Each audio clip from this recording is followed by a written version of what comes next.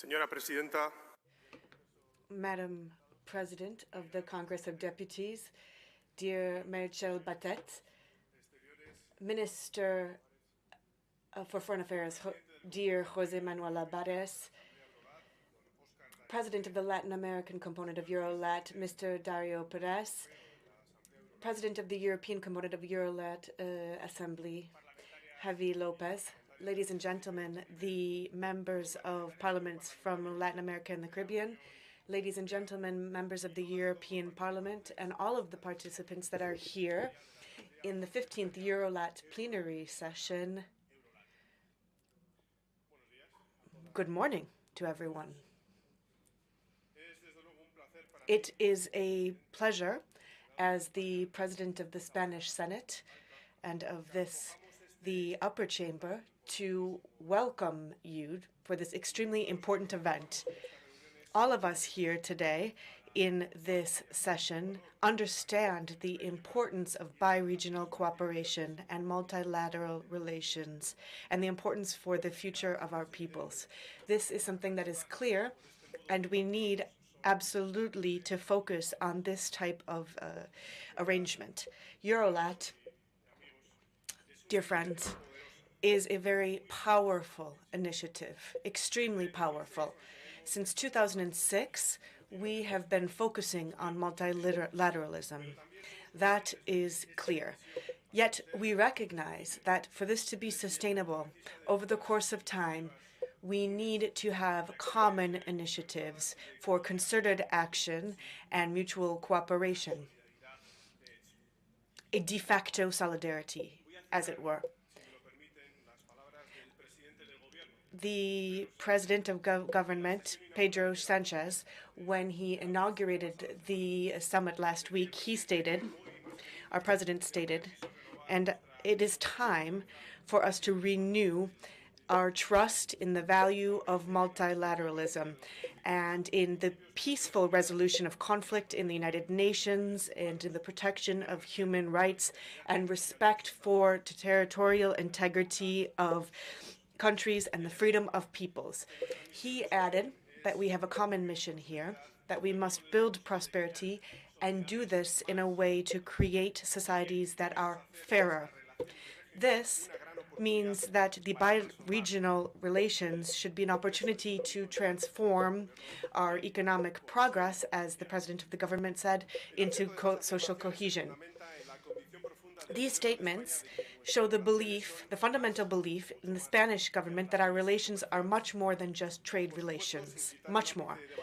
And of course, we are not trying to in any way undermine trade relations, but we believe that everything comes down to sustainable development, democratic systems, and the well-being, and first and foremost, the well-being of the people that live in these places.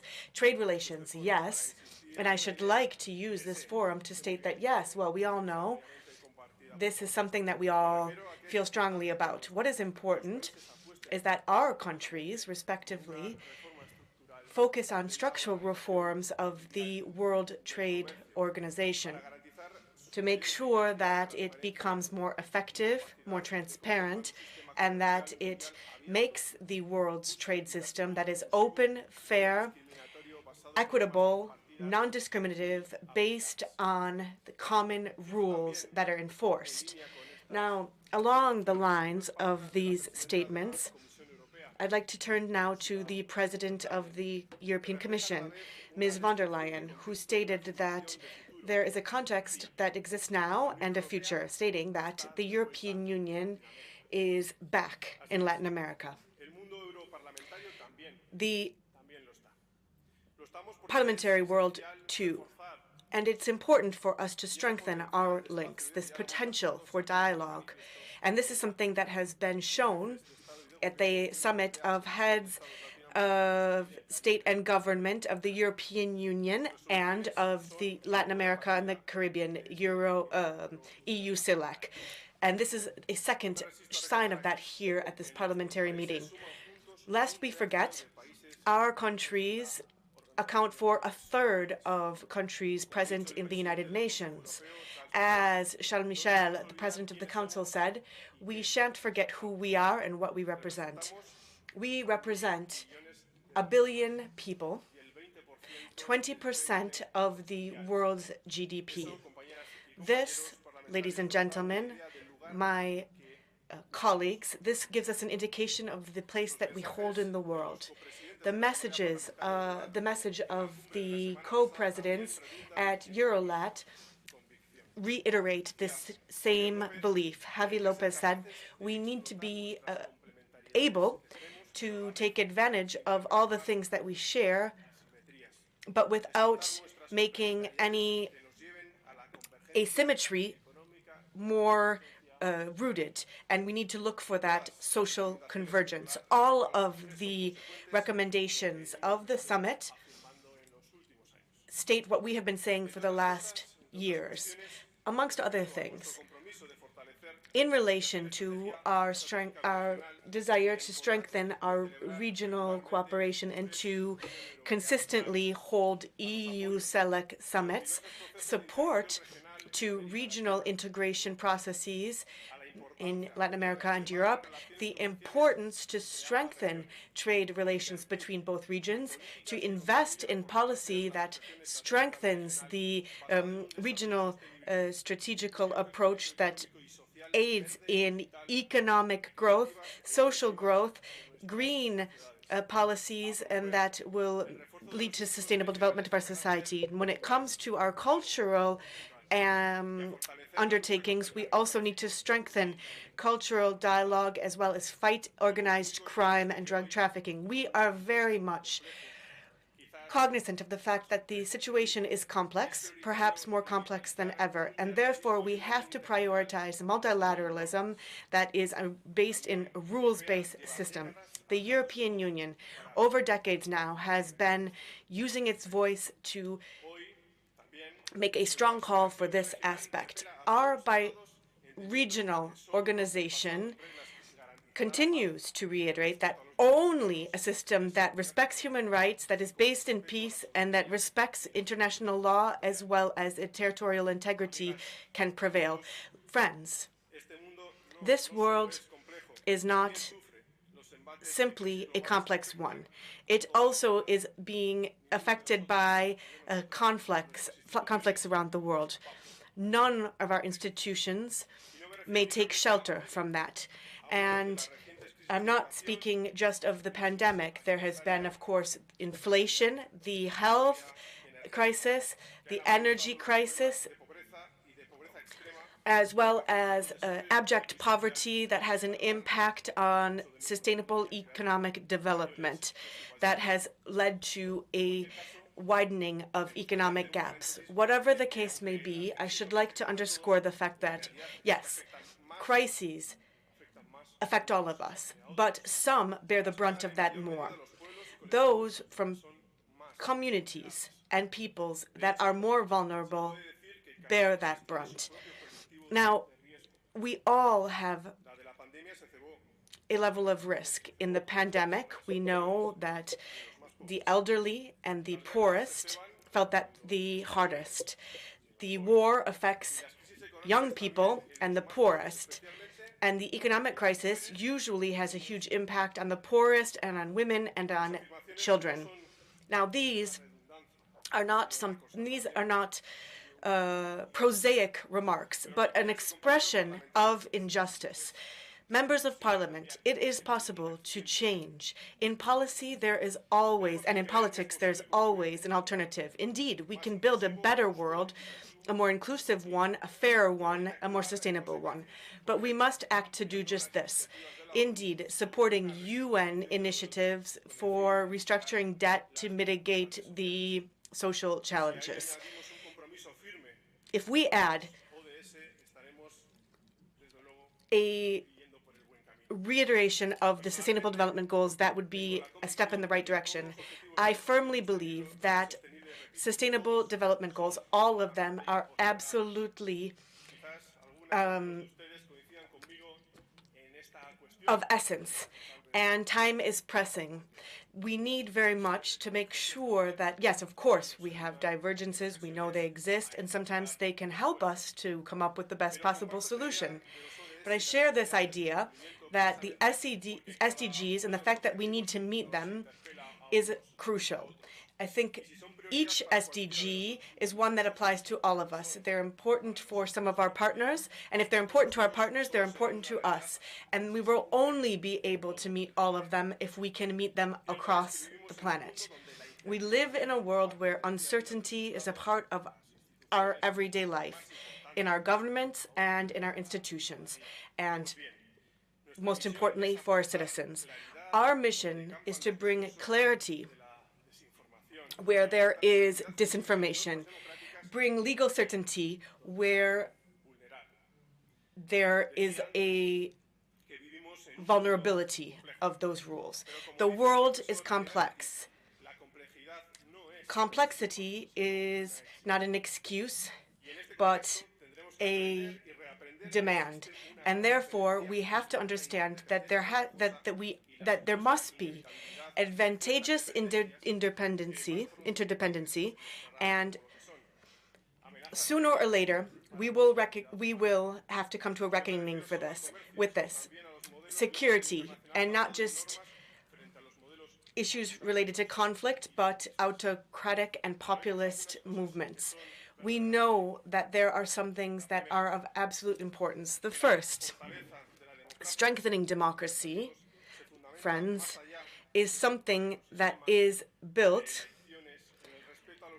in much more than just systems that respect human rights in our democratic systems. The second thing is that, indeed, whenever there's a crisis, including the pandemic, what we realize is that public services, public goods, yes, public, and the rights of citizens absolutely need to have strong democratic global institutions that underpin them, and ones that cooperate at that. This dependency means that we need more interaction in the world with despite any reluctance that just a few may have. Now, considering the collective threat that we have, we know that they do not stop at our individual countries' borders. They go beyond our ability as individual governments. That is why we need to celebrate our interdependency, something that, without a doubt, makes us much stronger. Now, yes, we do have some vulnerabilities, but also abilities, capabilities when we act together.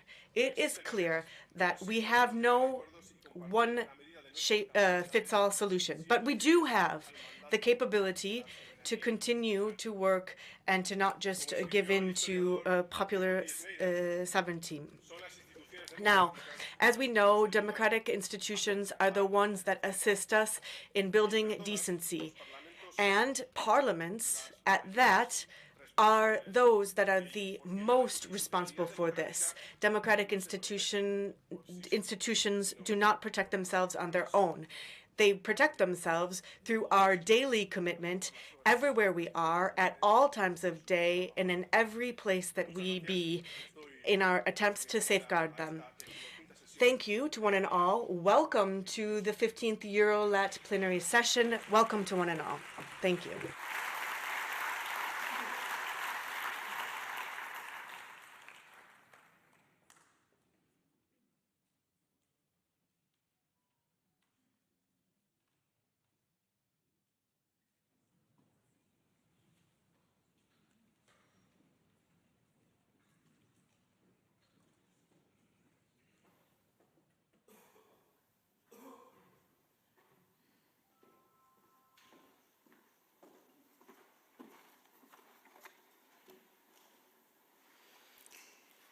Presidente del Senado, estimado Ander Gil, President of the Spanish Senate, Ander Gil, José Manuel Álvarez, President of the Latin American component of the EuroLat Assembly, Oscar Dario Pérez, Javi López, President of the European component of the EuroLat Assembly, Members of Parliament, ladies and gentlemen, In a forum like this, it is important to stress the importance of parliamentary diplomacy in order to strengthen ties between countries. That is a shared truth. We all agree with this statement.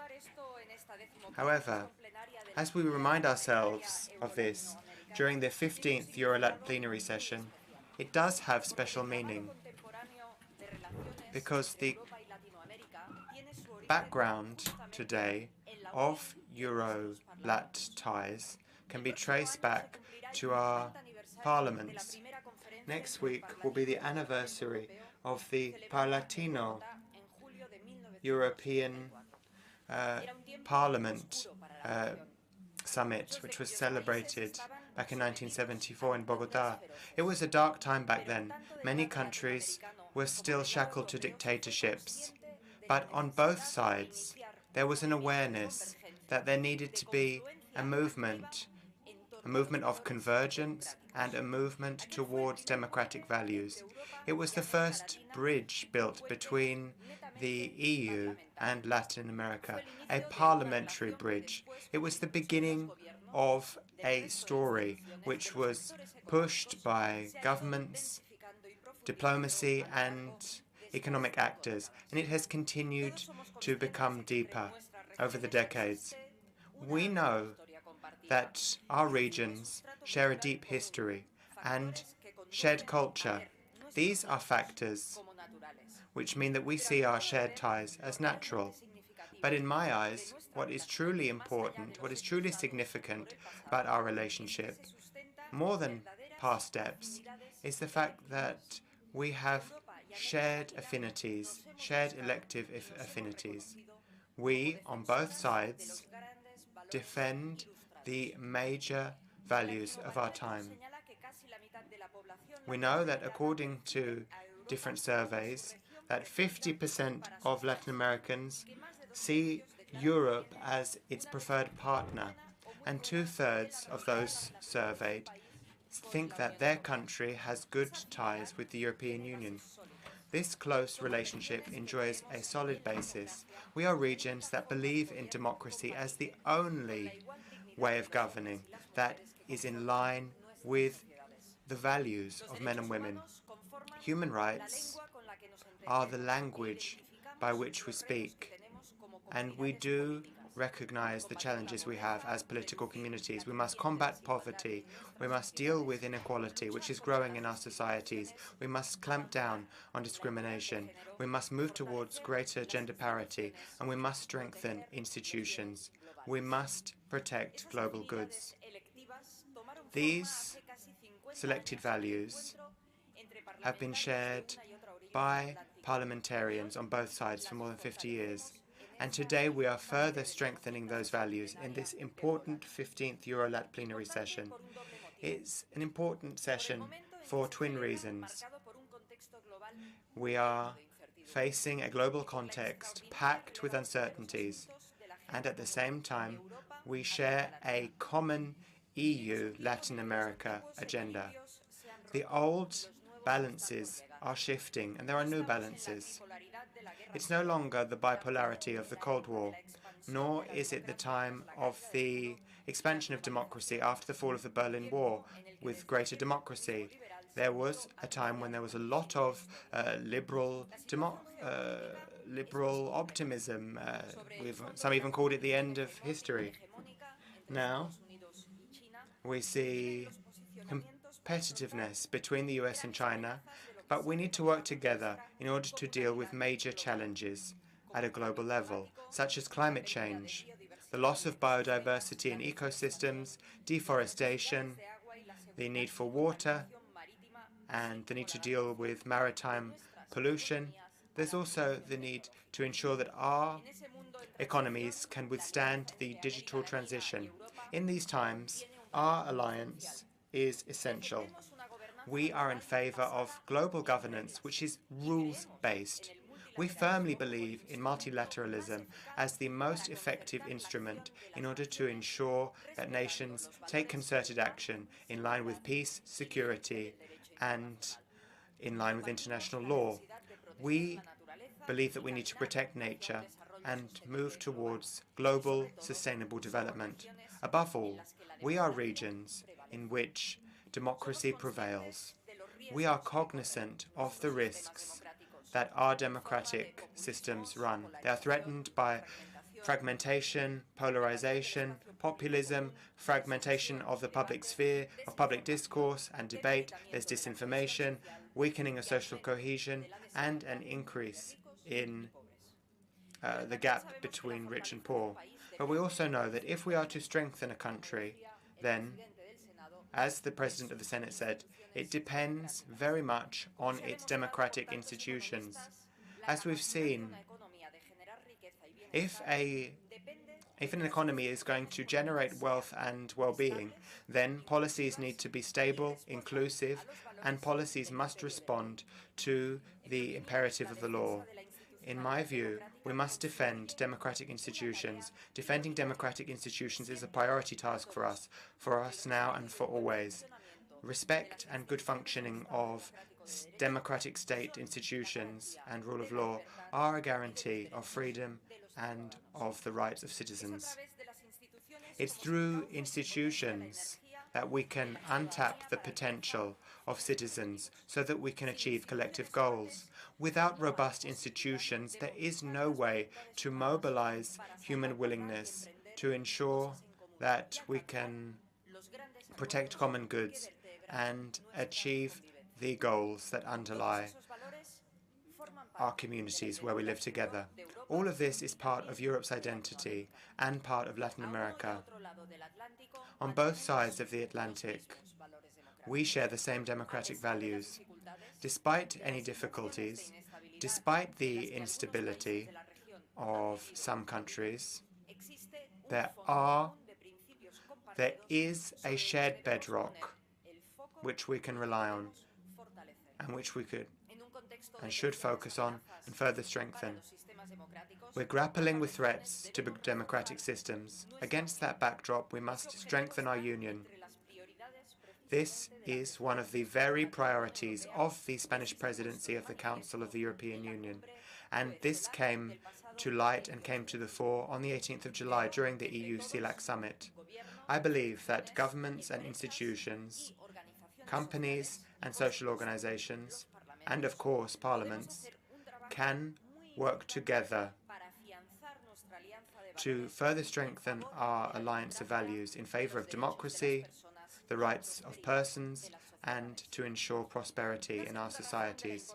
There's a second reason why this EuroLat Assembly is so vital. It's because we have an ambitious interregional agenda. Agreements with Mercosur, Chile, and Mexico are a cornerstone of bi-regional ties. We must overcome any difficulties so that the EU-Mercosur agreement materializes with a full text that can then be signed off on. China is increasingly interested in the region. For that reason, in my eyes, these agreements are vital if Europe is going to respond in a positive fashion to the wishes of the people in Latin America and their preferences. In addition, this agenda also focuses on the environmental and digital transitions via the Global Gateway Initiative of the European Union and the alignment with the SDGs, the Sustainable Development Goals. The fight against organized crime is also extremely important. It's so important to ensure the security and safety of citizens, and is another area of common interest and a priority. Let me draw to a close now. Cooperation between the EU and Latin America must be a common space for governments, parliaments and civil society. It must be efficient and useful so as to deal with the questions that affect us and that affect citizens, the citizens that we represent. Eradicating poverty, the fight against climate change, sustainable development, the strengthening of democratic institutions, dealing with inequality and social cohesion. This is a space where women and men on both sides of the pond can be active subjects designing their own future. This is what we're pushing for, and this is reflected in this 15th EuroLat Assembly. Let me also wish you a warm welcome, and I wish you very fruitful work. Thank you.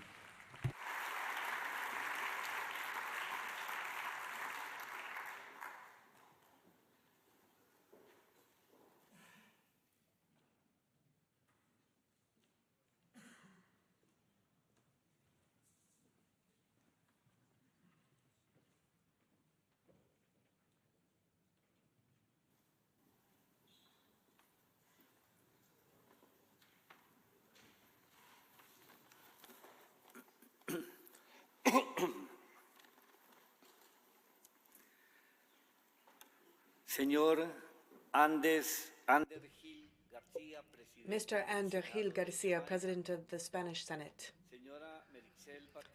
Ms. Merixel Batet, President of the Congress of Deputies. Mr. Javi Lopez, Member of the European Parliament and Co-President of the European component of the EuroLat Assembly. Ms. Cristina Reyes, President of the Andino Parliament, the President of the Central American Parliament, Mr. Coleman, President of Mercosur, ladies and gentlemen, members of the Parliament, ladies and gentlemen from the press, that special guests, diplomatic corps. In May 2021, the Latin American component and the plenary of the Bi-Regional Plenary Assembly asked me to fill the presidency of the Latin American component, just a year on from the outset of the COVID-19 pandemic, which completely overhauled the way we worked, the way we lived, and the way we interacted with others. For around 2 years' time, we had a huge challenge that we faced, and we faced that in that period of time. Now, there are political, economic, and climate challenges, and they have only increased. The democratic and multilateral system that we based our relations on and our way of cooperation suffered and continue to suffer huge hurdles placed by those who would rather see an authoritarian regime prevail, a world in which war has been used to impose rules and to sap the self-determination of peoples and democratic systems. Against this backdrop, in these 2 years' time, my objective has been to make this EuroLat Assembly a bridge of dialogue for our two regions.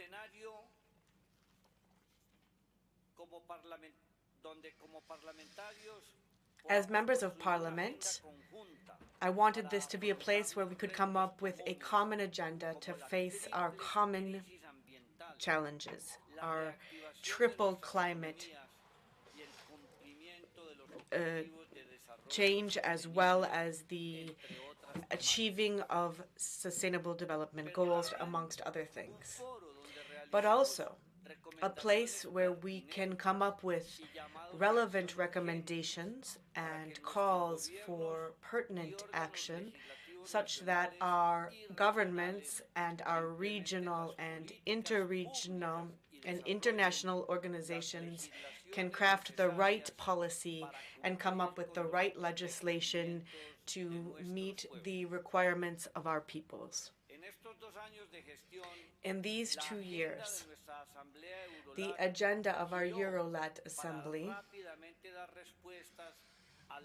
had to come up with rapid responses to the problems that ensued from the health crisis. Along these lines, we were able to adopt important initiatives, including circular economy, culture for the promotion of bilateral cooperation, cooperation in the area of penal cooperation, and the impact of COVID-19 on women. Moreover, over the course of our plenary session that we are holding today and tomorrow, we will adopt extremely important recommendations in the area of fighting hate speech, challenges for education in the post-pandemic period, the human right to water, digital platforms in the modern economy, strengthening our health systems, amongst other topics. For all of this, I should like to thank each and every one of you, members of Parliament from Europe, from Latin America, and from the Caribbean. But most importantly, I should like to underscore the excellent cooperation that I had with my co-president from the European component, Javi Lopez. The two of us were able to work extremely well together with a great work ethic, dialogue and cooperation, and the cooperation of our two regions is not just possible, it is something that we absolutely need. Moreover, it's important to underscore that our diplomatic efforts and everything that we are doing is acknowledged as well by our heads of state and government, and was so at the EU CELAC summit. During their declaration on the 17th of July, they took note of the importance of the EuroLat Parliamentary Assembly for strategic bi-regional cooperation. Nonetheless, all of these things that we were able to do together are but a mere first step. Today, my co-presidency comes to a conclusion. Having said that, my commitment to the bi-regional cooperation remains fully intact. I should therefore like to express to the new president of the Latin American Caribbean from the Amaro Sudmud from the Central American Parliament, you may count on us for everything related to the work that you believe be necessary within the context of our forum and for the Latin American region. We know that the challenges our regions face are enormous. As representatives elected by our peoples, it is our responsibility to guarantee their rights. And for that, we must exchange successful policy that has contributed to the well-being of our peoples, and that can continue to do so. I should also like to avail of this occasion to underscore important issues for our region and that we should continue to work on in this assembly.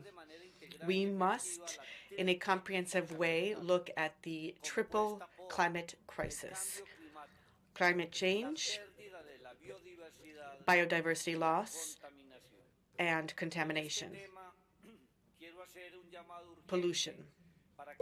Therefore, I should like to make an urgent call for a strengthening of our commitments, an increase of our ambition that have for our national determined contributions pursuant to the Paris Agreement, such that we can come up with the right incentives to reduce CO2 emissions and establish penalties for those who do not meet their undertakings.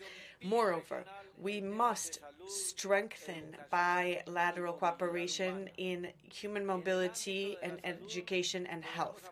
In the area of health, we must support governments in both regions in the strategic development for health systems as well as for vaccination campaigns, assisting the most vulnerable.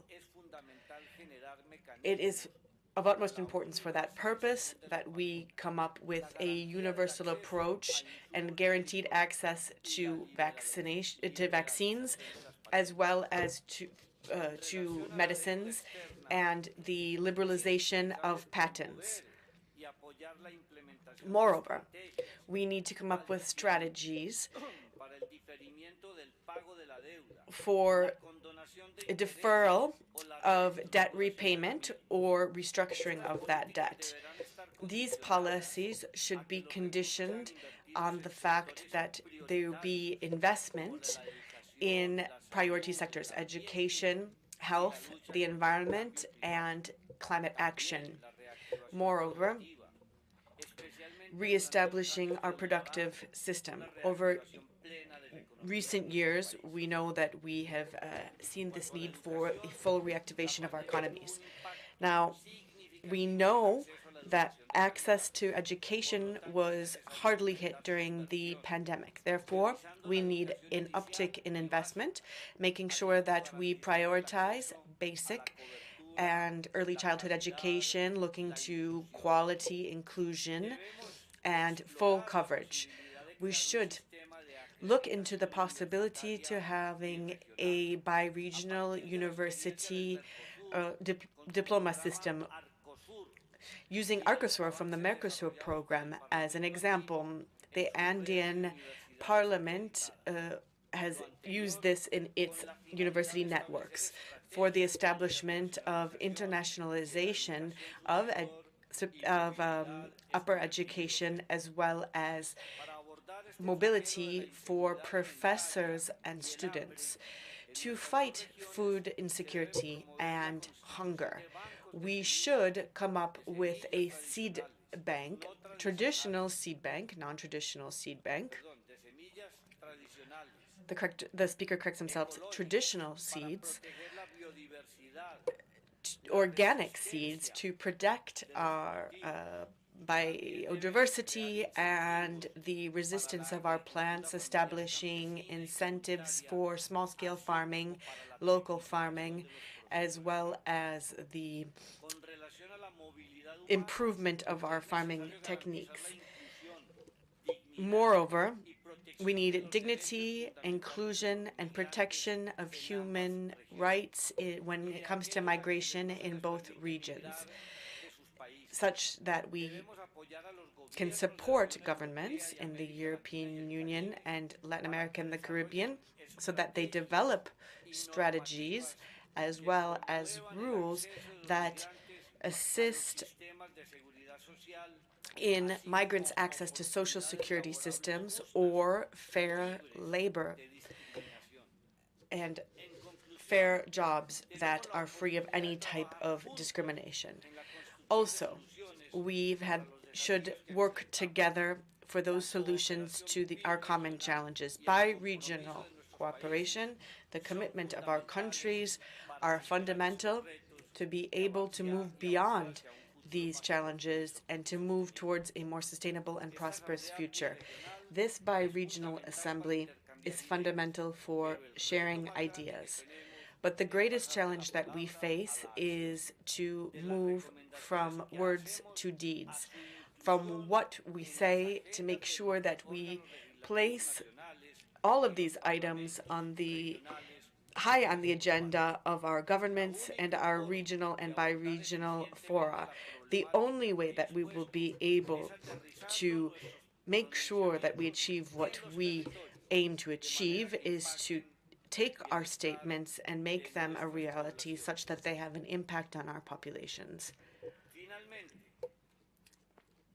By way of conclusion, I should like to send my greetings to the Spanish Minister of Foreign Affairs, José Manuel Álvarez Bueno.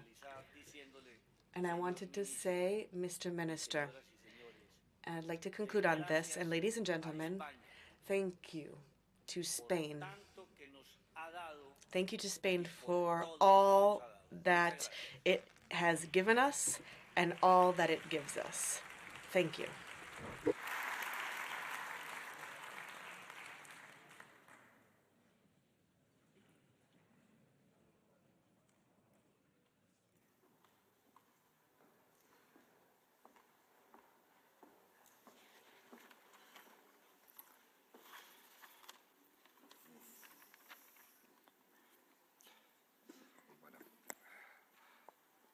Muchísimas gracias. En primer lugar, Thank you so much. From the bottom of my heart, let me thank the President of the Senate, Gil, and José Manuel Álvarez Bueno, Merichel Batet Lamaña, Osco Dario Pérez. But I also want to thank everyone else, everyone who's here on behalf of the EU, Latin America, the President of the Senate, the Diplomatic Service. Let me thank all members who are here, who are fundamental if this parliamentary assembly is to run smoothly. It's the 15th edition, so for some 20 years we've had 150 members who have been speaking to each other, listening to each other, learning from each other. We've been coming up with joint positions for the public, and we've done that despite the lack of EU CELAC summits. Despite the lack of those summits, we continued to meet, we continued to discuss, and that was so valuable. Let me also pay tribute to, and let me also thank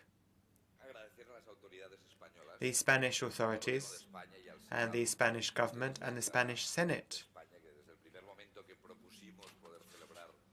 From the very first moment when we floated the idea of meeting here, they were enthusiastic. They agreed to host us during these days of debate.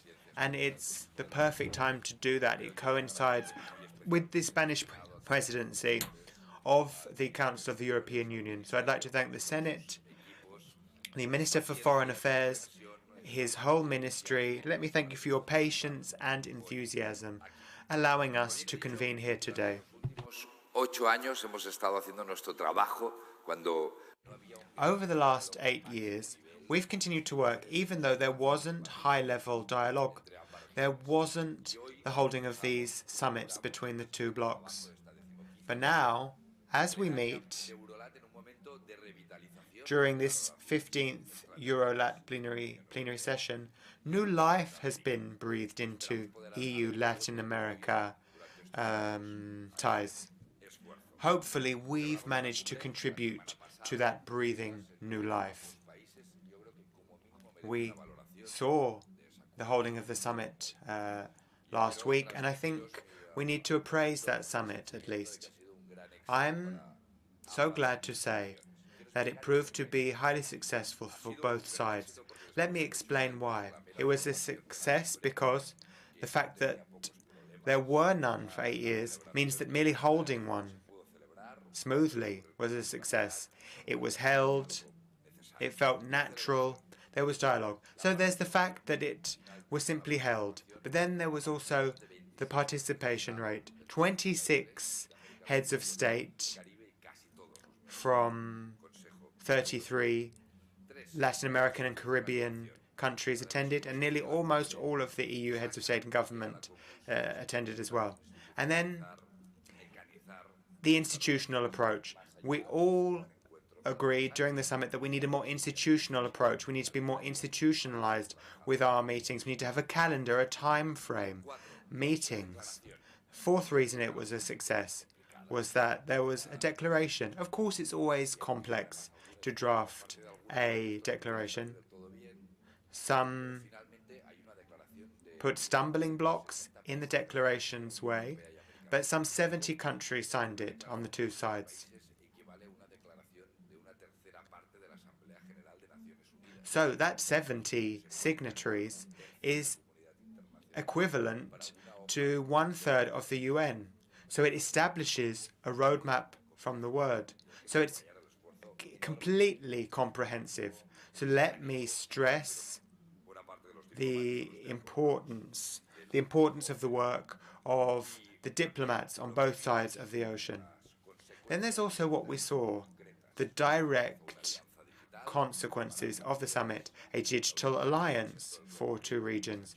The EU presented Global Gateway, which has already been referred to. This is a structured package with its own message worth some 45 billion euros.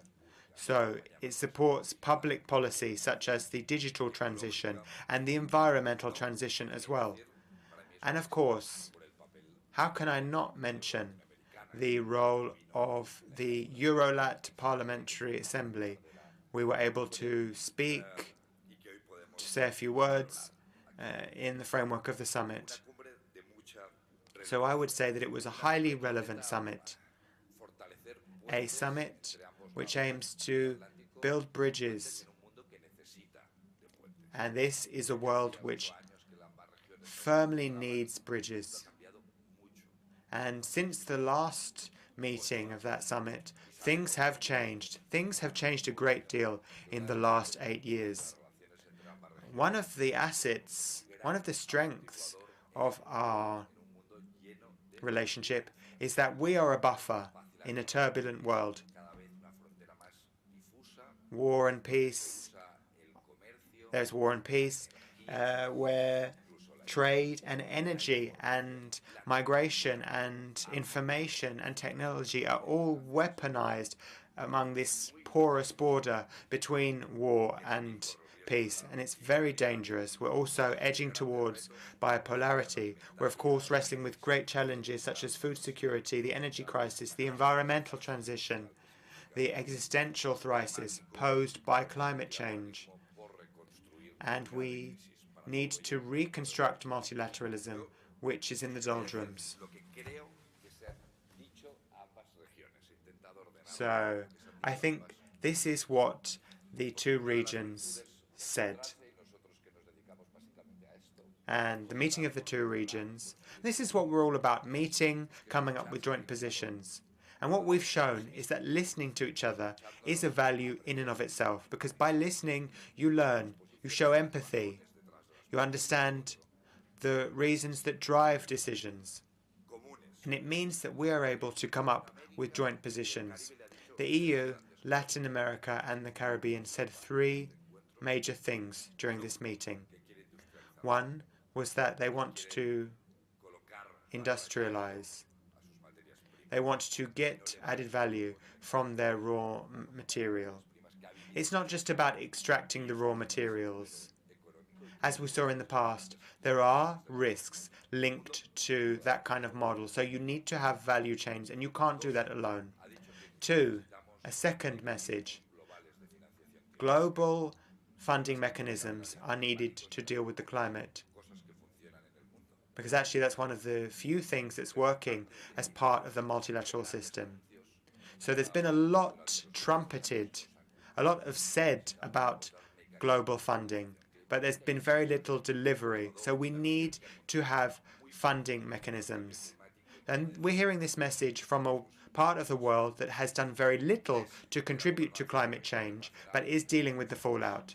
Then we've also heard that the financial system needs to be reformed, and the financial system could include the climate. So perhaps there could be debt relief if you protect biodiversity, for instance. You know, we go back to 1945 and Bretton Woods, and that system no longer responds to our needs and to the current world. So those were the messages broadcasted by the Latin American and Caribbean leaders last week. But what did the European side say? Because we said something too. We want to work together in order to rebuild multilateralism. In order to rebuild multilateralism, we can't just be old pals. We need to have strategic alliances in international fora, on the international stage, if we are going to reform those very fora. 2, our environmental transition will depend on raw materials, some of which are to be found in Latin America. We are more than willing to have a different approach. Not just about extraction. So we want to trade in those raw materials, but also transfer technology, and we want to invest. Then, today, the European Union, Europe is facing an existential crisis because war is at its doorstep. Why? Let me explain. This summit explained why the invasion of Ukraine is so vital, so essential. You know, everyone sees things through their own prism, from their own distance. But as we meet, we are able to discuss and see the viewpoint of the other. Why is this war so decisive for us? It's a war of aggression on our very doorstep, and it violates the principles that we've had since 1945, which have governed our way of life together in Europe. Since the Second World War, we said that we would never change borders by force. We said that we would never resort to violence and force. And that is what is at stake here. We have shown that over a great deal of time, we were able to work with our Latin American colleagues and with our Caribbean colleagues, and we were able to focus on what unites us, the Charter of Fundamental Rights of the UN and sovereignty. And this war, this war of aggression, is almost colonial in nature. So, the why, the where and why. Are we going to have a world based on rules, or a world that is based on force, on might, is right? That's what it's about for us. Now, let me draw to a close now. There was another reason that this summit was important, because of the Mexico, Chile, and Mercosur agreements, and reviving those. And then there's also the issue of democracy. We are both democratic blocs, and we must defend democracy. We need democracies that function, and that means dealing with challenges such as inequality, social cohesion, security and safety, migrant management. But then we also need to ensure protection. This summit, like the 15th EuroLat Assembly, was an opportunity to build bridges, to establish bridges, to underline our alliance, which is a natural, which has natural historical roots. Then the summit was an entry point. We haven't arrived where we want to get to yet. There's still a lot to be done in the years to come. Hopefully we'll do that together for our own benefit and for the greater benefit of humanity as a whole.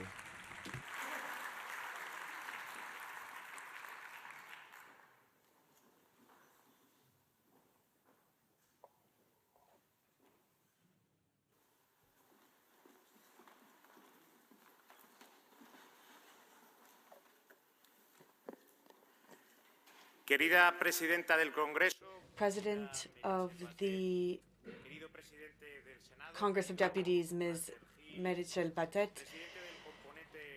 President of the Spanish Senate, dear Ander Gil Garcia, President of the Latin American component of EuroLat, Mr. Dario Perez, and thank you so much for your words directed at Spain and the government of Spain, as well as President of the European component of EuroLat Assembly, Javi Lopez, members of this Parliament. On behalf of the Spanish government, thank you for being here today for this solemn opening session of the 15th EuroLat Plenary session here in the Spanish Senate.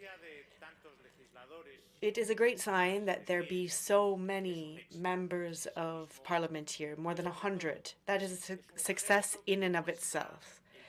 And it is a clear sign of the commitment that what we are, natural allies, friends from both sides of the Atlantic. Therefore, I should like to thank the organizers and for all of the members of Parliament for being here. The EuroLat Parliamentary Assembly is a sign of the friendship between Europe and Latin America and the Caribbean, and it is a huge success. One of the dates that we will hold here in Spain during the Spanish presidency of the European Union. For example, there will be a EU-CELAC meeting of ministers of finance and economy in Santiago de Compostela. The Spanish presidency wants this to be a presidency of Latin America and Europe too. Therefore, prior to taking over the presidency, we worked on this. Indeed, the Commission launched in Colombia a digital Latin America and Caribbean agenda. For that, we held a ministerial meeting at bi-regional level in Costa Rica, and very recently, we held the EU CELAC summit here in Spain. Europe and Latin America and the Caribbean. That put an end to the 8-year period in which, inexplicably, the two regions did not meet. This summit, of course, summit of heads of state and government, is not an end in itself. It was a great success, of course. The fact that it was held was a success. It is also a way to consolidate a positive agenda based in common interests, structural dialogue that continues to strengthen our bi-regional relations. 50 heads of state and government attended the summit, and this shows the common commitment that we all have to establish a comprehensive association, and we do hope that not as many years will go by before the next summit. We would like to see this bi-regional cooperation as a backbone of what we do in European external action, much like it already is the case in the Spanish government in foreign policy. In fact, every 2 years, holding a summit of this is a huge success. And we know that there will be ministerial meetings as well for foreign affairs, as well as a consultative group. All of this is the result of this summit. Another result of this summit is the fact that Europe is firmly committed to development in Latin America. And around 45 billion earmarked in the Global Gateway is a sign of this. And a significant portion of that comes from Spain. Now, we have the Spanish presidency of the European Union, which is full of opportunity for both regions. We know that we have experienced many crises that we experienced and that we leave now strengthened together. Latin America is a fundamental region for Europe, for all of Europe, because what we realize is that what unites us is much greater than our political, economic, and linguistic links. What unites us are our common values. There is no region in the world that has more similarities in terms of constitutional values, institutional values, and indeed, our 60 countries represent 1/3 of the United Nations, as has been stated previously, and frequently, our vote frequently converges to defend peace, and this is particularly relevant at a time when the world is undergoing great transformation in one of the most complex and turbulent times in the international community's history. And along what we do in the United Nations and along the lines of what we agreed on in the joint declaration of the EU CELAC summit that was adopted by all countries minus one, we all shared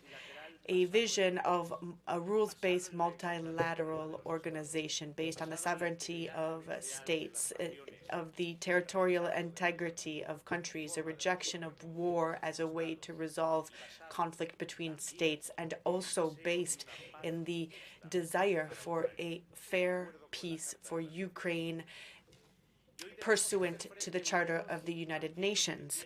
Now, those who would like to impose their force on our values, those who would like to see a international order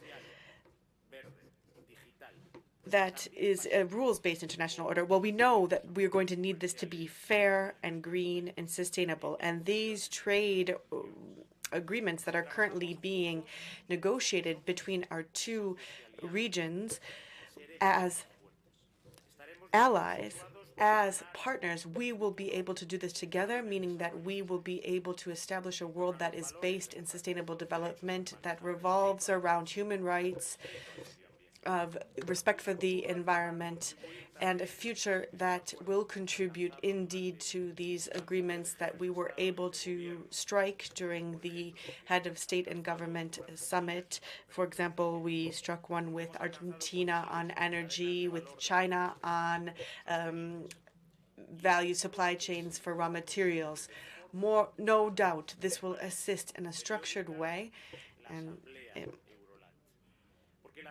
and that EuroLat will continue to assist periodically in supporting all of this, because bi-regional dialogue, and specifically what takes in EuroLat, we know that was acknowledged in the joint declaration that emerged from the EU-CELAC summit. Parliamentary diplomacy amongst the two regions is carried out through bilateral and multilateral conduits. The Ibero-American Forum, for example, is an expression of this parliamentary link, and the ACP-EU JPA is a natural voice also of the particular expression of Caribbean countries, as well as the agreement for the signature of the post-Cotonou agreement that we were able to achieve during the EU-CELAC summit. That is excellent news for our cooperation with the Caribbean. We had a specific summit with the Caribbean countries that was the first of its kind during the EU-CELAC summit. Now, there were several visits to the region this year. We know that the JPA EU Mexico was held, as well as the JPA EU Chile. In Spain, the Parliament has a strong role to play as well, and plays that. Now, the EU's presidency of the Council under the auspices of Spain is a national endeavor. And the contribution from the Spanish Parliament has been great. Specifically, the Parliament gave input for the JPA on the 5th of September. Now, this contribution is of great importance, and it goes very much along the lines of the Spanish priorities for the presidency and the focus that we have for Latin America and the strong relations between Latin America and Europe. Bilateral relations between the EU and the Caribbean have also been strong. We know the president of the Senate also met with his counterpart in Chile, as well as the presidency of the Congress of Deputies met with a counterpart in Honduras. That's just an example of these types of undertakings. This is precisely how we make progress, by exchanging our knowledge in areas that are of great importance to our citizens: industry, trade, tourism, national security, culture. Spain will continue to be a country that is committed to parliamentary dialogue between our two countries. And for this, today in the Spanish Senate, we are inaugurating the EuroLat Plenary session, and we are certain that the 4 standing committees' work will be extremely fruitful and will contribute to a reinvigoration of dialogue between amongst all of our peoples and the prosperity of both of our regions. We have the opportunity to bolster once and for all relations between Latin America and the European Union, Latin America and the Caribbean and the European Union, and do this with the challenges that we face now, collectively, in concert, because all of these challenges are things that should strengthen us reciprocally. Now, we would like to have a comprehensive approach with our natural allies. That is precisely the work that EuroLat must carry out now. And you can count on the Spanish presidency to continue to work throughout the course of the upcoming 6 months with the European institutions to make sure that we design a relation that is up to the requirements of our societies and our peoples, and one for the future. Thank you very much.